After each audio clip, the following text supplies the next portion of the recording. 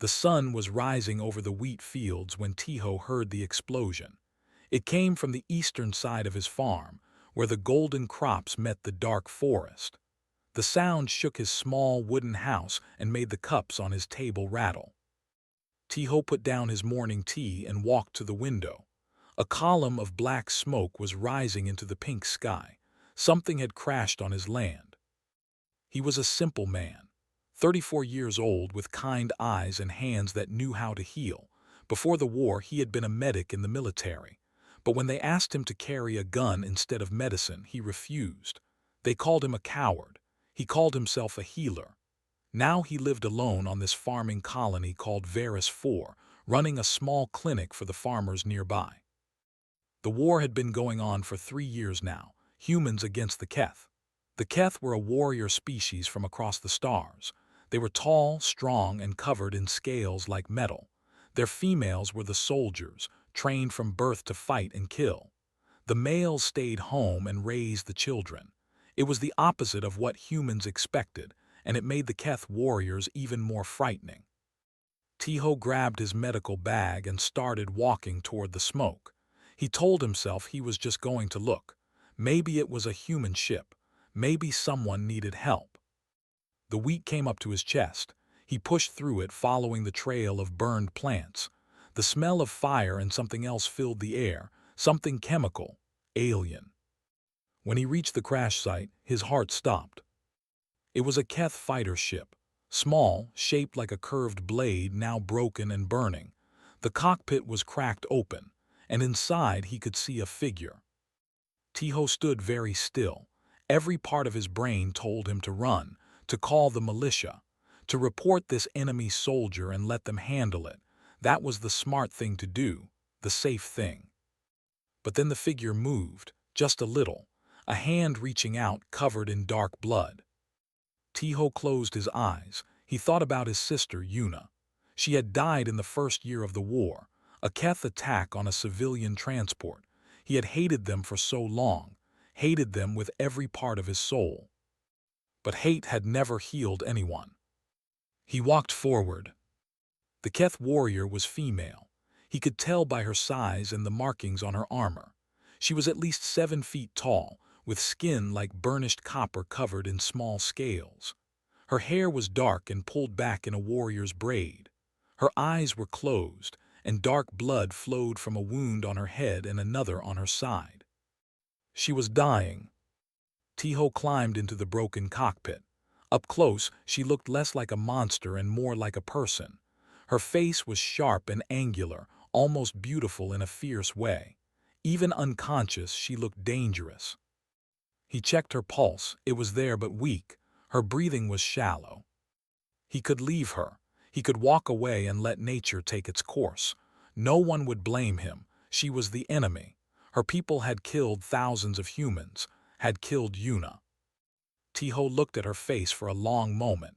Then he started treating her wounds. It took him 2 hours to stabilize her.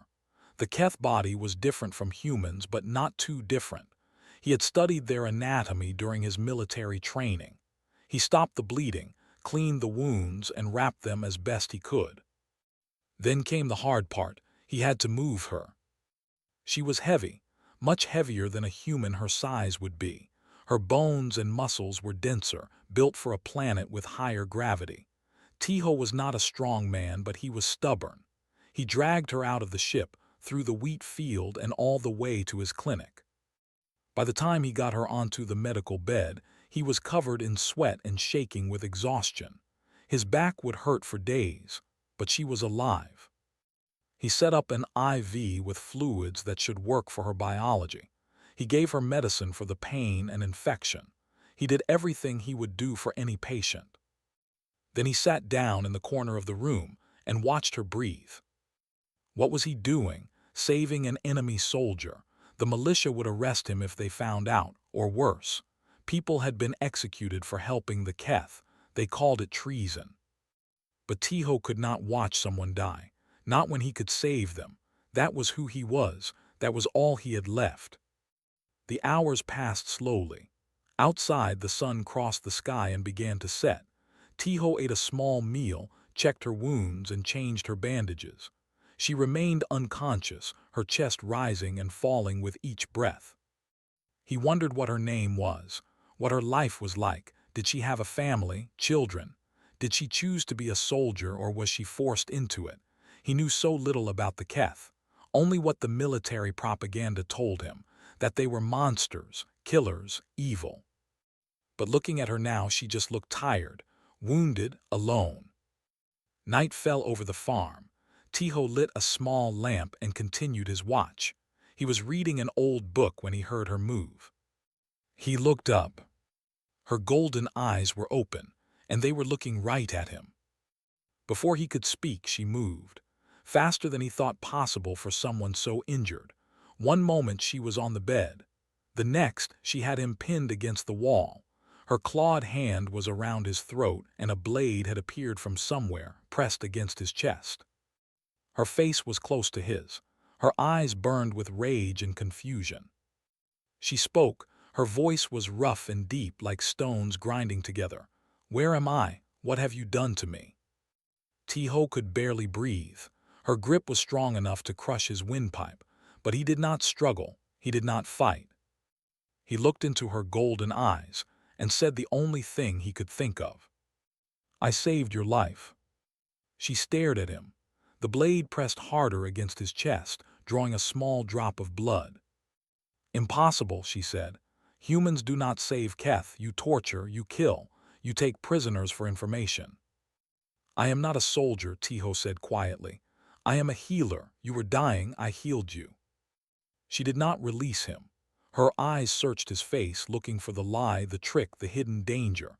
But there was nothing there, just a tired man with kind eyes. "Why?" she demanded. It was such a simple question, and yet so complicated.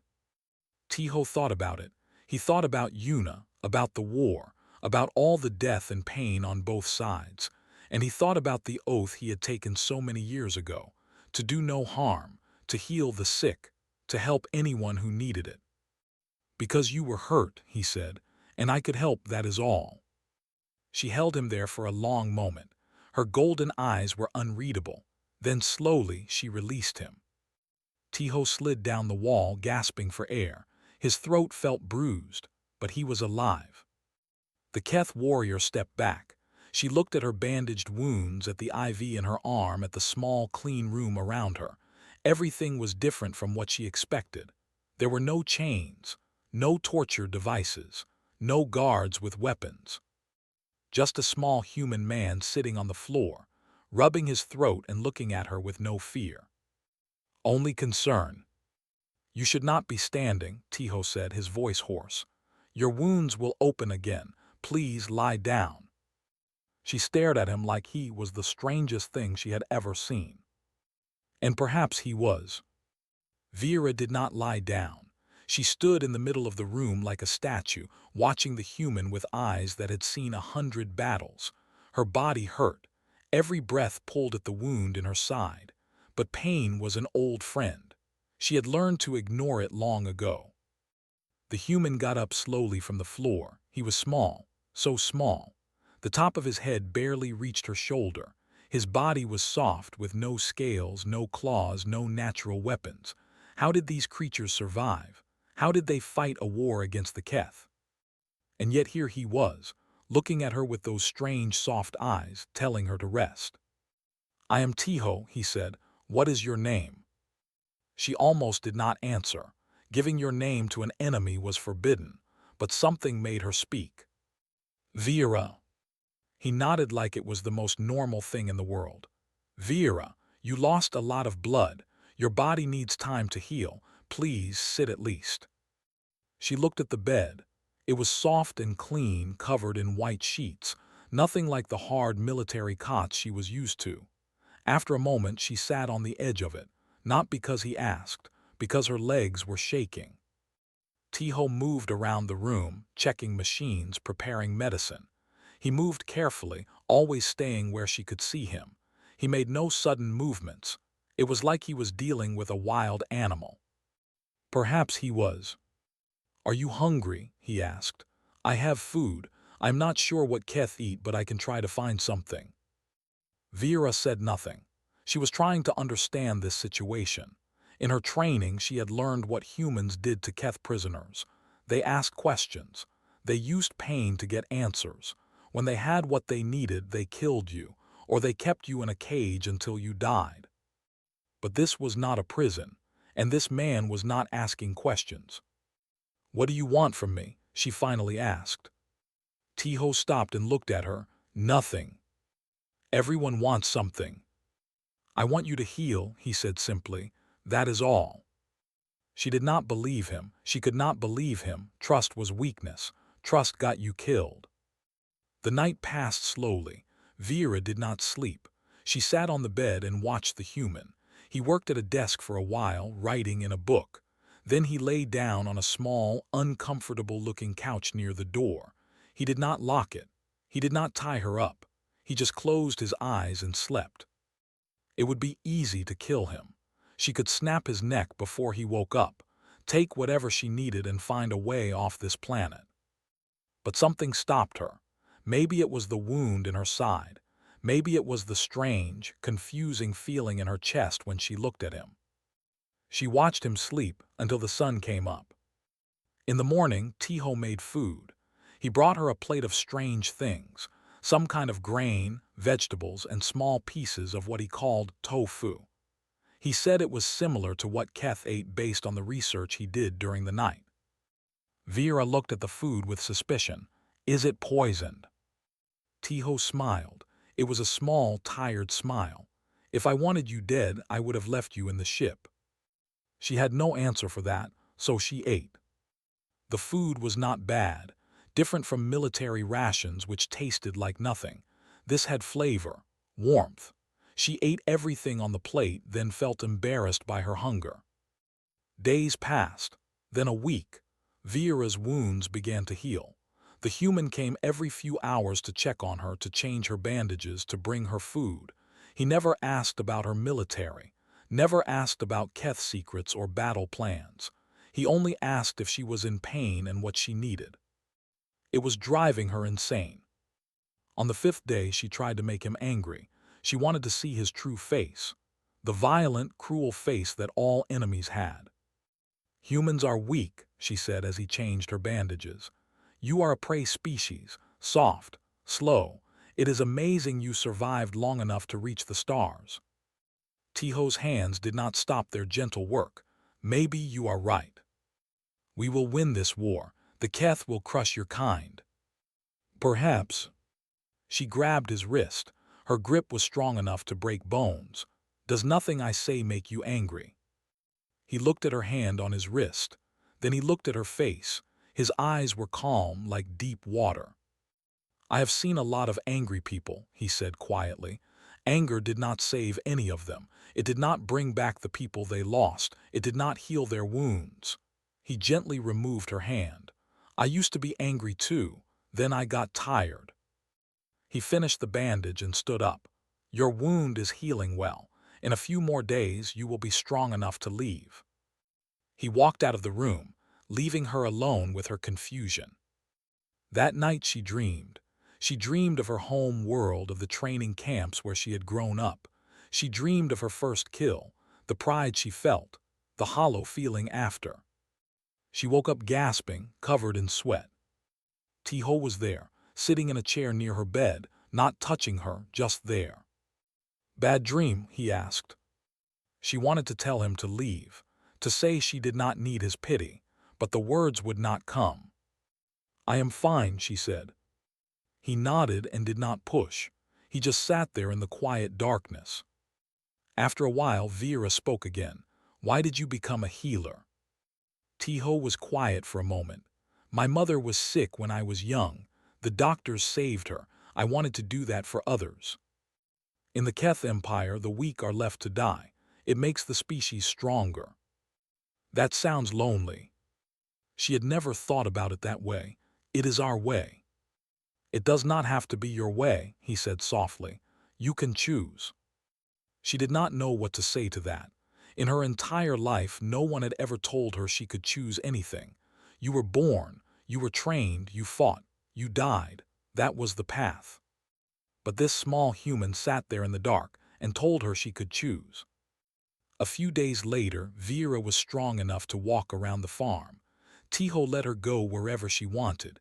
He did not follow her, did not watch her. She could have run away at any time.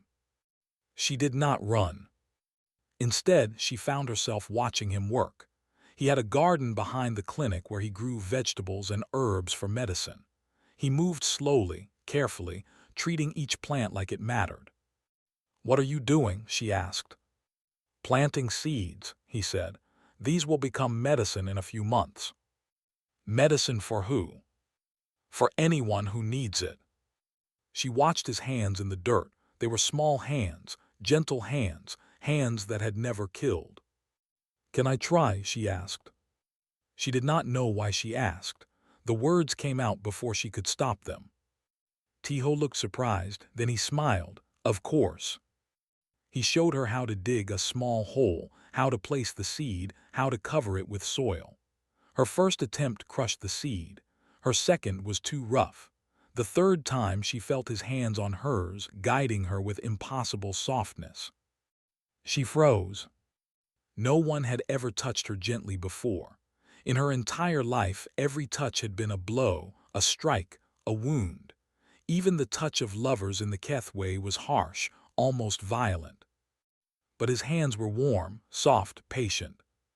She pulled away suddenly, her heart beating too fast. "Are you okay?" he asked. "I am fine," she said quickly. I need to rest." She went back inside, confused and shaking. She did not understand what was happening to her. These feelings were strange and frightening. That night, she asked him a question that had been burning in her mind since the beginning. "Why do you not hate me? My people killed your kind. We are at war. You should want me dead." Tiho was quiet for a long time. When he spoke, his voice was heavy with old pain. "I had a sister," he said.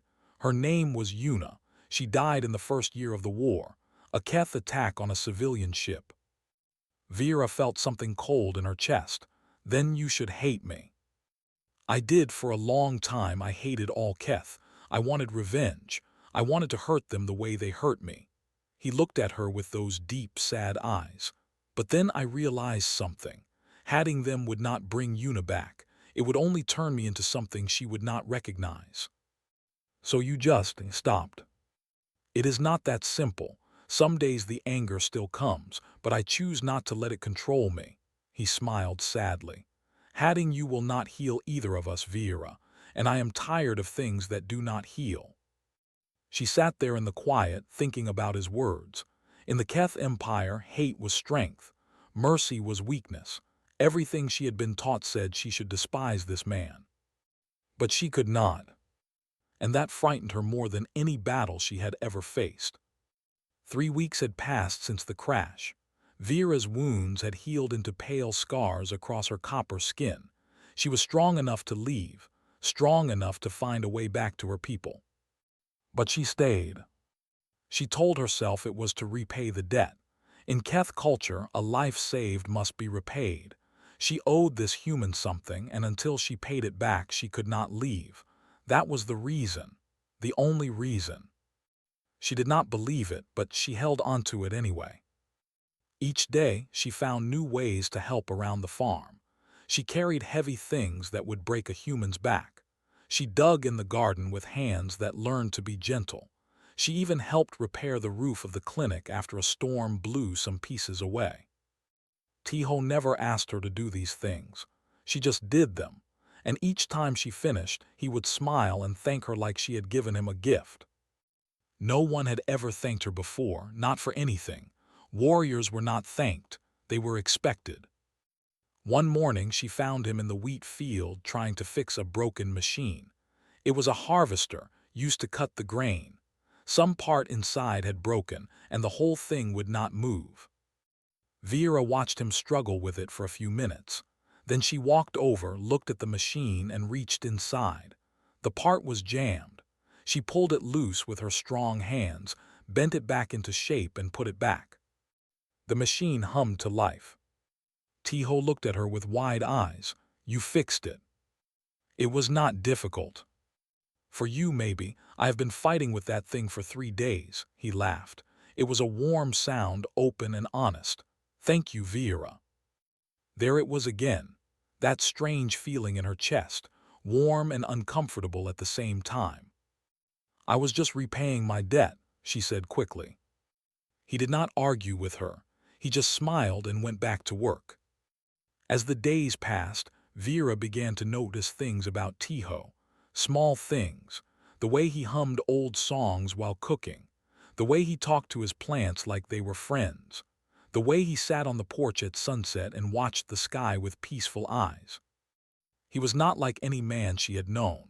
In the Keth Empire, males were quiet and obedient. They raised children and served the warriors. They did not have opinions or dreams. They were valued only for their usefulness. But Tiho was different. He had thoughts and feelings. He made choices. He had refused to fight in the war because of something he believed in. That kind of strength was not physical. It came from somewhere deeper. One evening, they sat together on the porch. The sky was turning orange and pink. Vera found herself talking about things she had never spoken of before.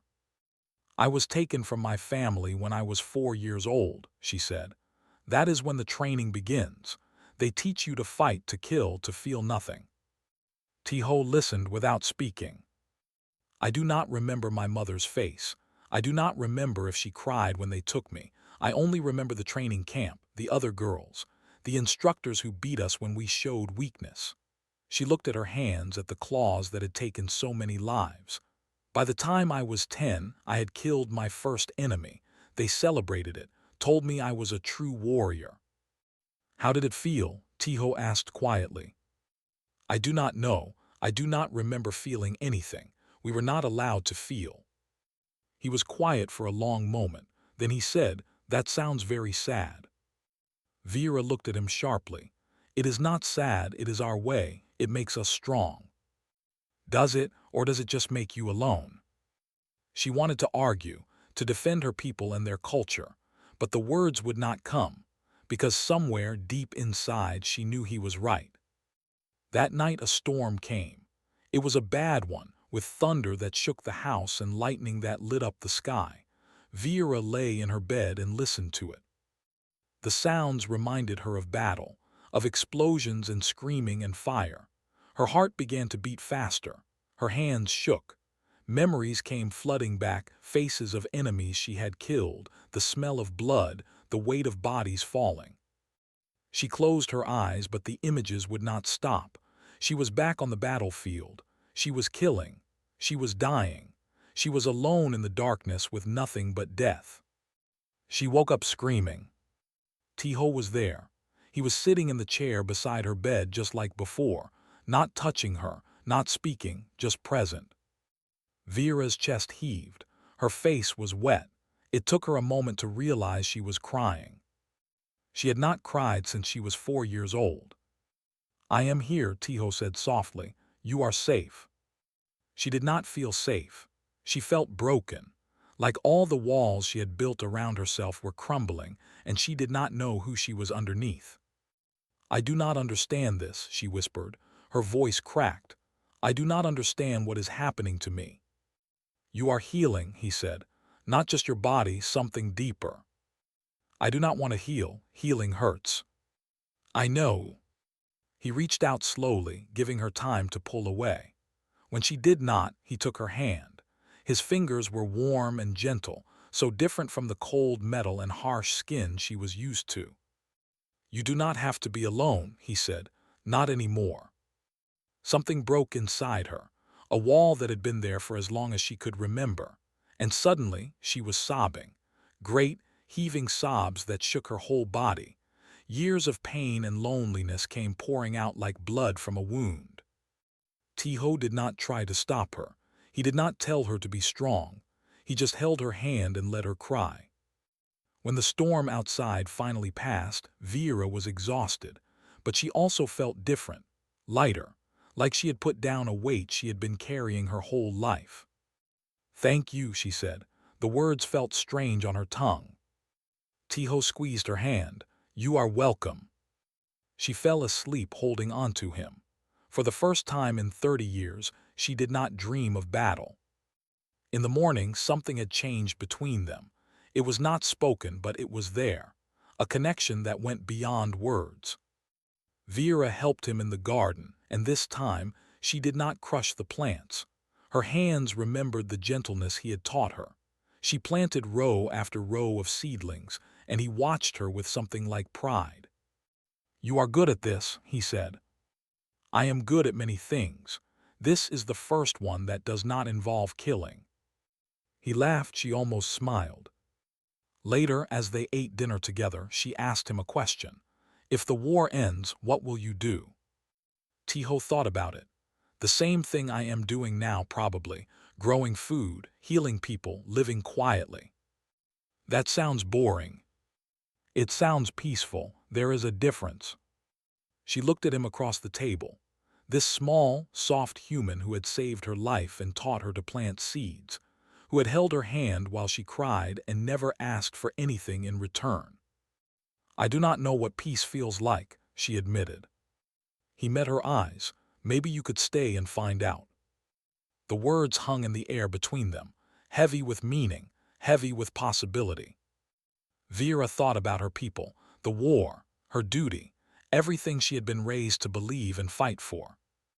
Then she thought about this farm, this man, the feeling of dirt between her fingers and the warmth of the sun on her face. "Maybe I could," she said. And for the first time in her life, she meant it. Outside, the wheat fields swayed in the wind. The sky was blue and endless, and somewhere in the distance, a war was still being fought.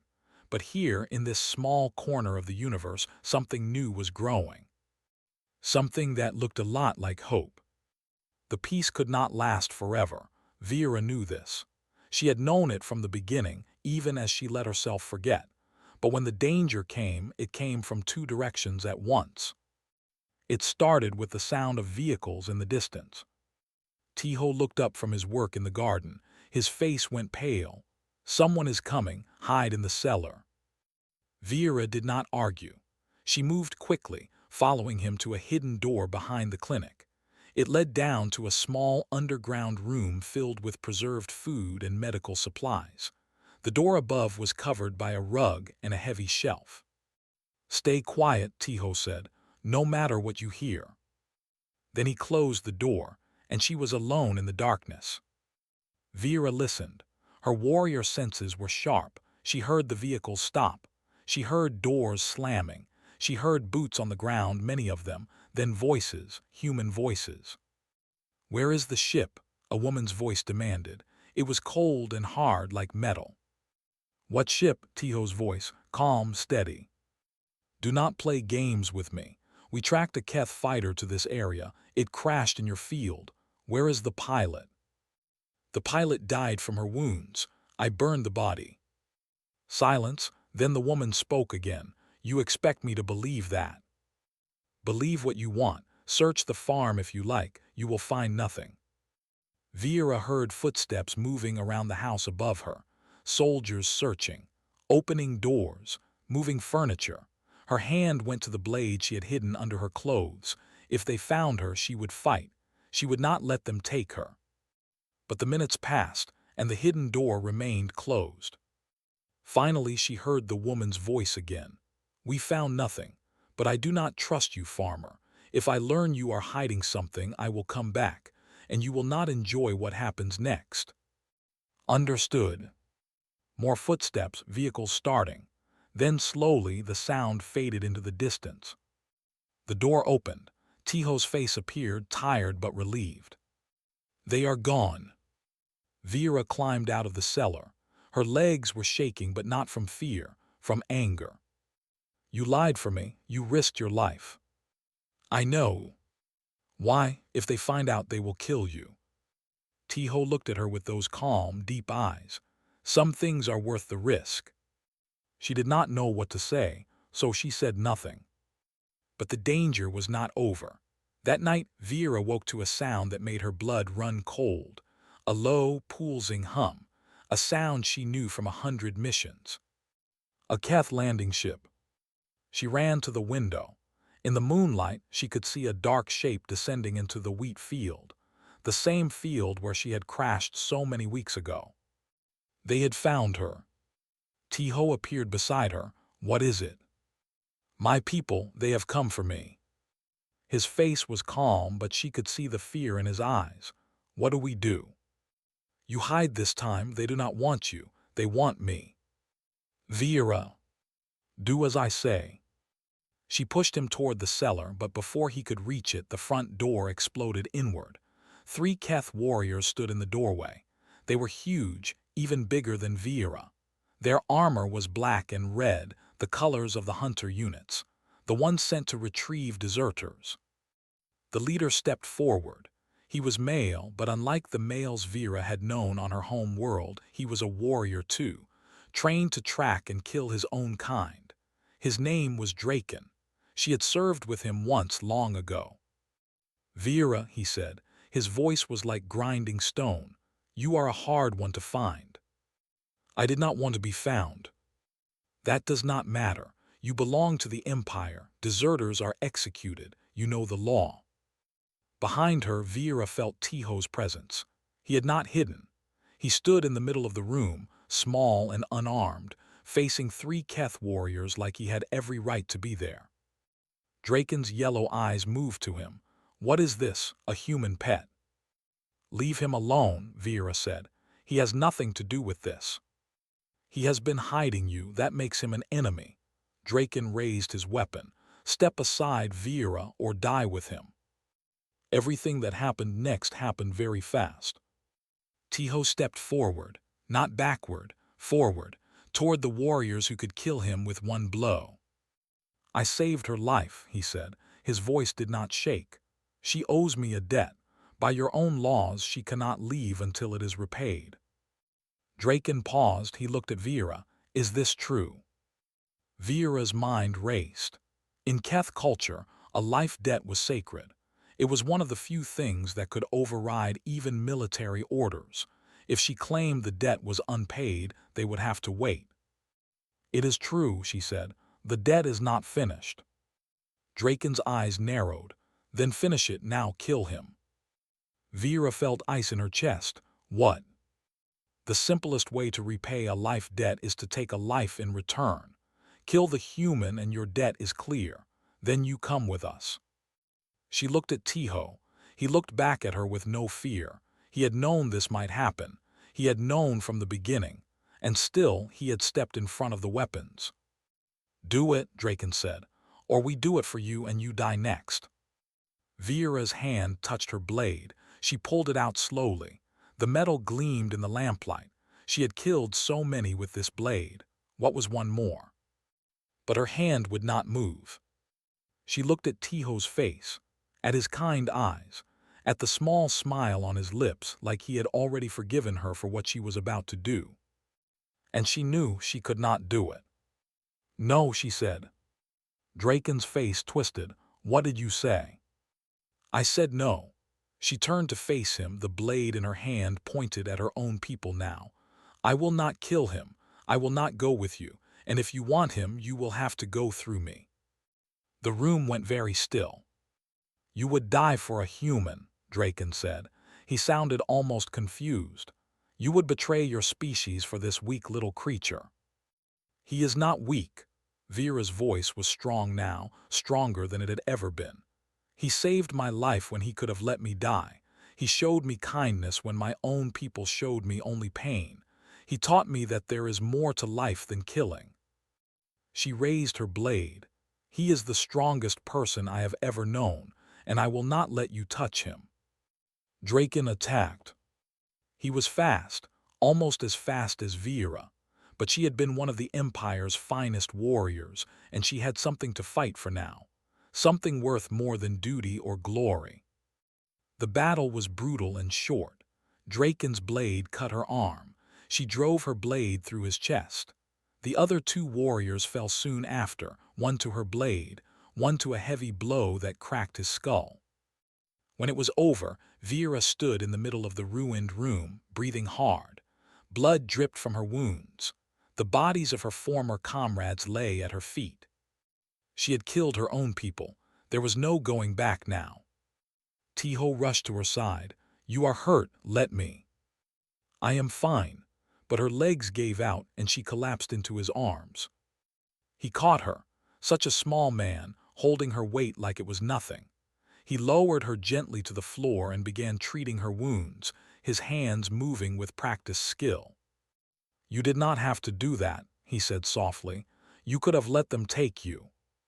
"No," she looked at his face through blurry eyes. "I could not." "Why?"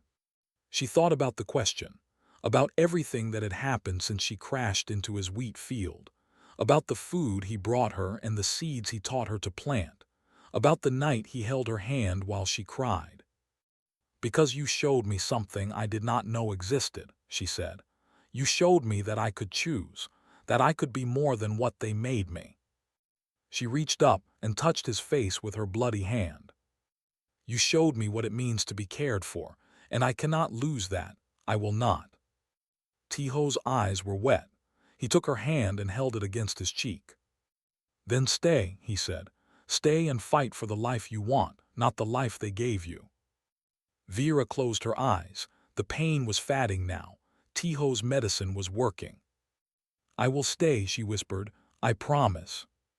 Outside, the night was quiet again. The wheat fields swayed under the stars, and two people from different worlds held onto each other like they were the only thing that mattered. Because they were. Vera healed slowly this time. Her wounds were deeper than before, and her heart was heavy with what she had done. She had killed 3 of her own people. She had betrayed everything she had been raised to believe. And yet when she looked at Tiho, she felt no regret. He cared for her day and night. He brought her food and medicine. He changed her bandages with those soft, gentle hands. He sat beside her bed and read to her from old books, stories about humans and their strange, complicated lives. She listened to every word. "In this story," he said one evening, "2 people from different families fall in love, but their families hate each other. They have to choose between their love and their duty." "What do they choose?" Tiho smiled sadly. "They choose love, but it does not end well for them." Vera thought about that. It is a sad story.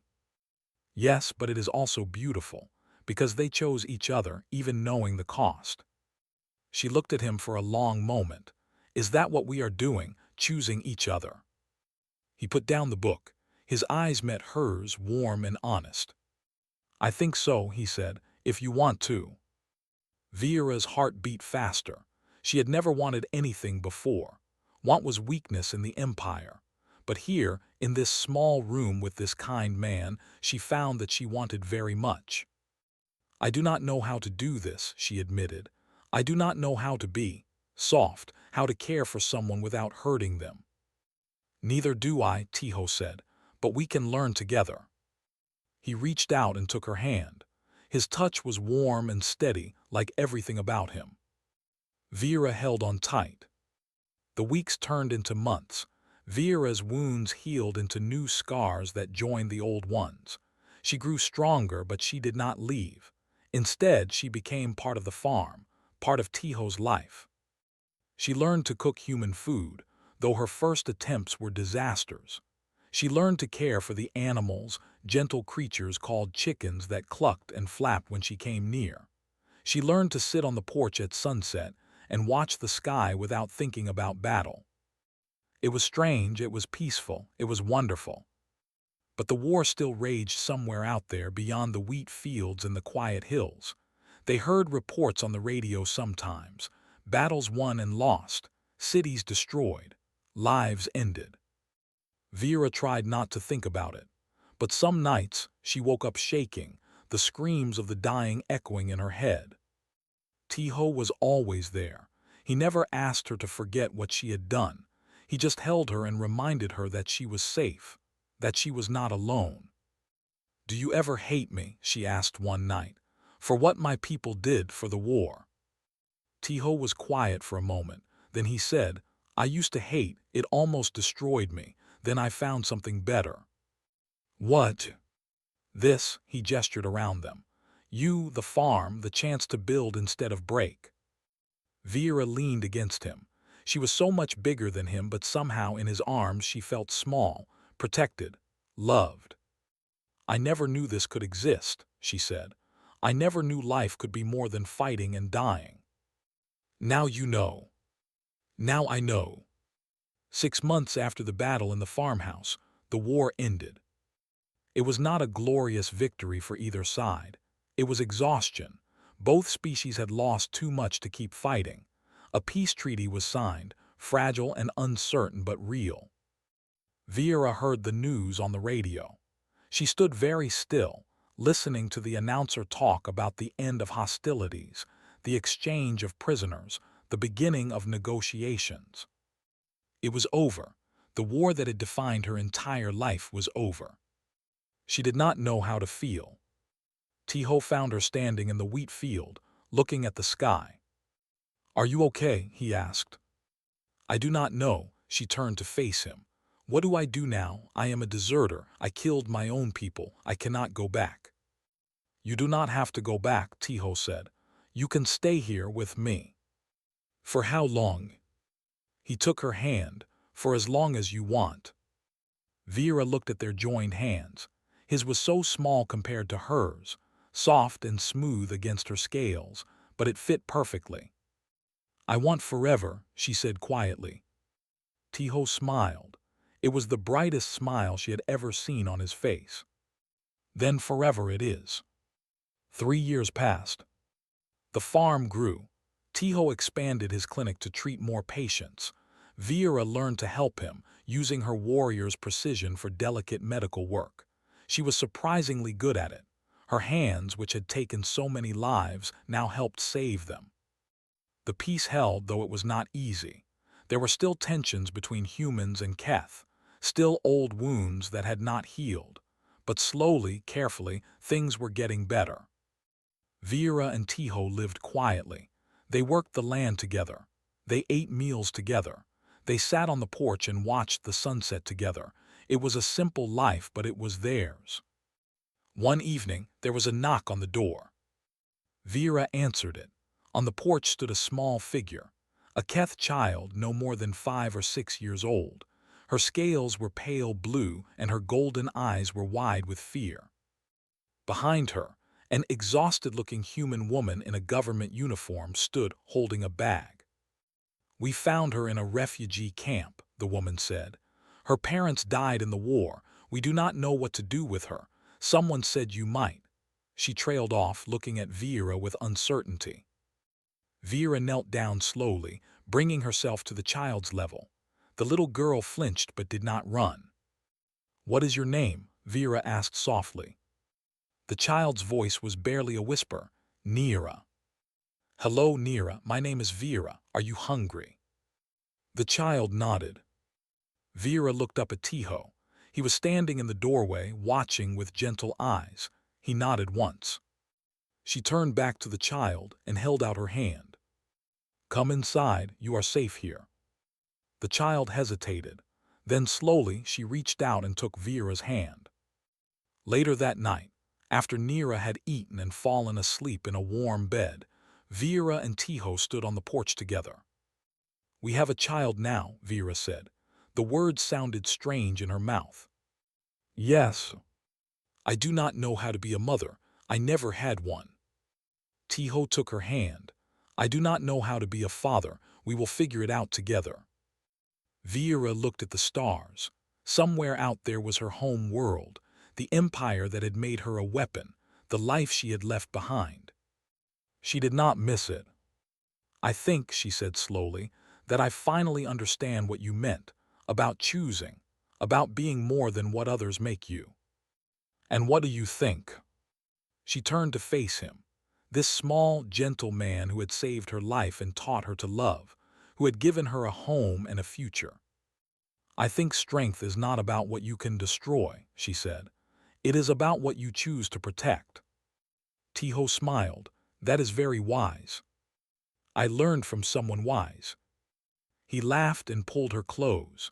They stood together in the starlight, two people from different worlds who had found each other against all odds. Inside the house, Neera slept peacefully, the first peaceful sleep she had ever known. And in the fields around them, the wheat swayed in the gentle wind, golden and alive, growing toward the light. Some things Vera had learned were worth more than victory. Some things were worth everything. And this life she had built, this love she had found, this family she had chosen, this was worth everything. This was her forever. And it was only just beginning.